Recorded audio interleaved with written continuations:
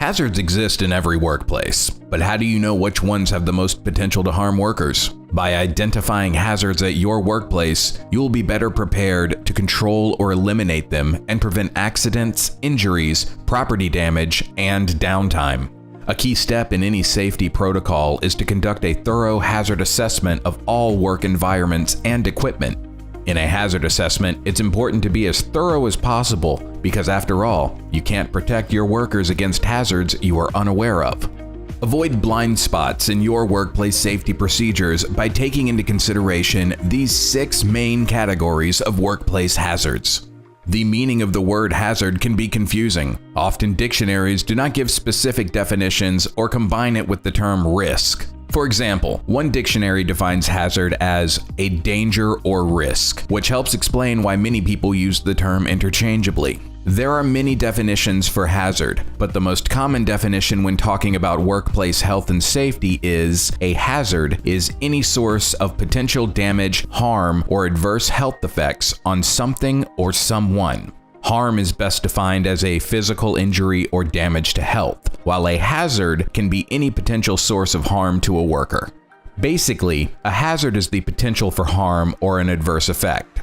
For example, to people as health effects, to organizations as property or equipment loss, or to the environment. Sometimes the resulting harm is referred to as the hazard instead of the actual source of the hazard. For example, the disease tuberculosis might be called a hazard by some, but in general, the TB-causing bacteria would be considered the hazard or hazardous biological agent. A common way to classify hazards is by using the following categories. Biological hazards, which contain hazards such as bacteria, viruses, insects, plants, birds, animals, and humans. Physical hazards, which can include slippery floors, objects and walkways, unsafe or misused machinery, excessive noise, poor lighting, fire, and more. Ergonomic hazards such as repetitive movements, improper setup of workstations, poor design of equipment, workstation design, manual handling, and repetitive movements.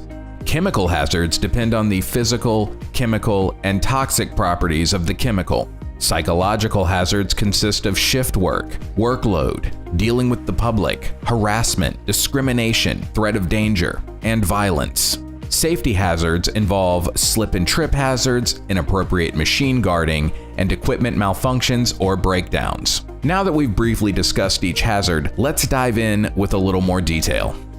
Number 1. Biological hazards. Biological waste from hospitals and research facilities may contain disease-causing organisms that could infect site personnel. Like chemical hazards, etiologic agents may be dispersed in the environment via water and wind. Other biological hazards that may be present at a hazardous waste site include poisonous plants, insects, animals, and indigenous pathogens. Protective clothing and respiratory equipment can help reduce the chances of exposure. Thorough washing of any exposed body parts and equipment will help protect against infection. Types of things you may be exposed to include blood and other body fluids, fungi and mold, bacteria and viruses, plants, insect bites, animal and bird droppings.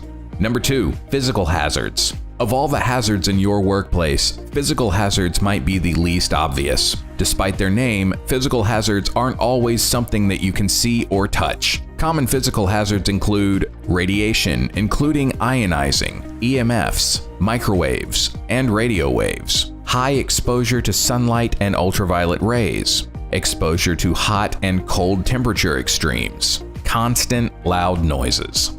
Number 3. Ergonomic hazards. Ergonomic hazards occur when the type of work, body positions, and working conditions put strain on your body. They are the hardest to spot since you don't always immediately notice the strain on your body or the harm that these hazards pose. Short-term exposure may result in sore muscles the next day or in the days following exposure, but long-term exposure can result in serious long-term illnesses. Ergonomic hazards consist of improperly adjusted workstations and chairs, frequent lifting, poor posture, awkward movements, especially if they are repetitive, repeating the same movements over and over, having to use too much force, especially if you have to do it frequently, and vibration.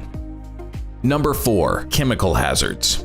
Chemical hazards are present when a worker is exposed to any chemical preparation in the workplace in any form, solid, liquid, or gas. Some are safer than others, but to some workers who are more sensitive to chemicals, even common solutions can cause illness, skin irritation, or breathing problems. Be sure to beware of liquids like cleaning products, paints, acids, solvents, especially if the chemicals are in an unlabeled container. Vapors and fumes that come from welding or exposure to solvents.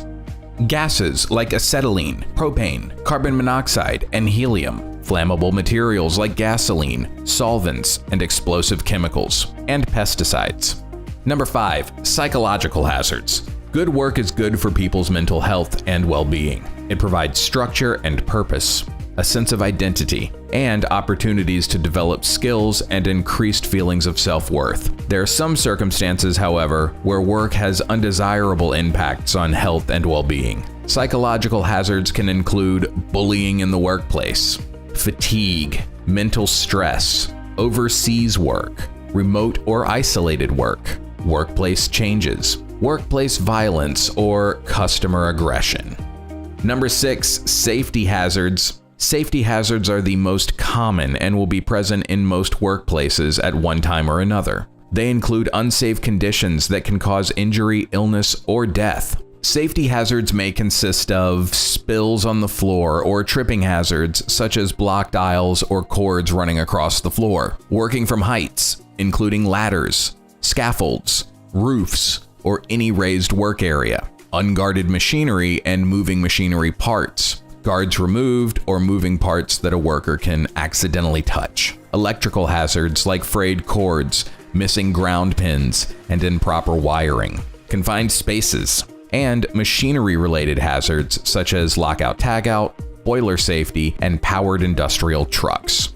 Some safety hazards are a function of the work itself. For example, heavy equipment creates an additional hazard for workers in the vicinity of the operating equipment. Protective equipment can impair a worker's agility, hearing, and vision, which can result in an increased risk of an accident. Accidents involving physical hazards can directly injure workers and can create additional hazards. For example, increased chemical exposure due to damaged protective equipment, or danger of explosion caused by the mixing of chemicals. Site personnel should consistently look out for potential safety hazards and should immediately inform their supervisor of any new hazards so that mitigation actions can be taken. This wraps up our top 6 workplace hazards. Be sure to hit those like and subscribe buttons and leave a comment below letting us know what the most common hazards at your workplace are. Stay safe, and we'll see you next time.